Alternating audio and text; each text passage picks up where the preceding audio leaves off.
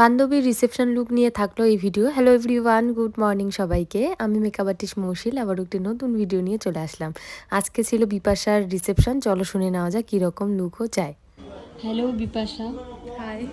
কালকের কেমন ছিল মেকআপ? কালকে খুবই সুন্দর ছিল। রিভিউ? রিভিউ সবাই বলছে, বন্ধু বান্ধবরা যে খুব সুন্দর লাগছে, তাদেরকে কমেন্ট করছে সবাই যে খুব সুন্দর লাগছে। তো সব মিলে তোমাকে খুবই কেমন সুন্দর। লাগছে? আমাকে ভালো লেগেছে। আজকে কি লুক চাই বলো?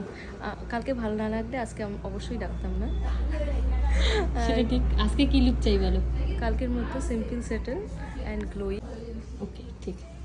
তোমরা তো শুনেই নিলে যে বিপাশার রিসেপশনে ও কীরকম লুক আমার কাছে চাইলো। চলো দেখা যাক কতটা কি করতে পারি, ওকে কতটা কি স্যাটিসফাইড করতে পারি।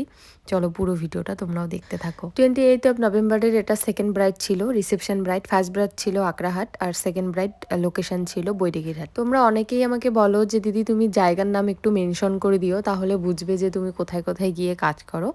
মেইনলি যেটা বলবো, এমন এমন জায়গায় আমি কাজ করতে চাই, আমাদের গ্রাম অঞ্চলে এমন এমন নাম, সেটা লোকেশন আমি নিজেই খুঁজে পাই না, তার জন্য আর সেরকমভাবে দেওয়া হয় না। তো তোমরা যেখানেই থাকো না কেন, আমি অবশ্যই অ্যাভেলেবেল কাজ করতে যাব, তোমরা যেখানেই আমাকে ডাকো। বিপাশার বিয়ের দিনের লুকটাতে কিন্তু তোমরা অনেকেই বলেছো যে খুব সুন্দর লাগছিল বিপাশাকে এবং অনেক ভালোবাসা দিয়েছো, তার জন্য অনেক ধন্যবাদ।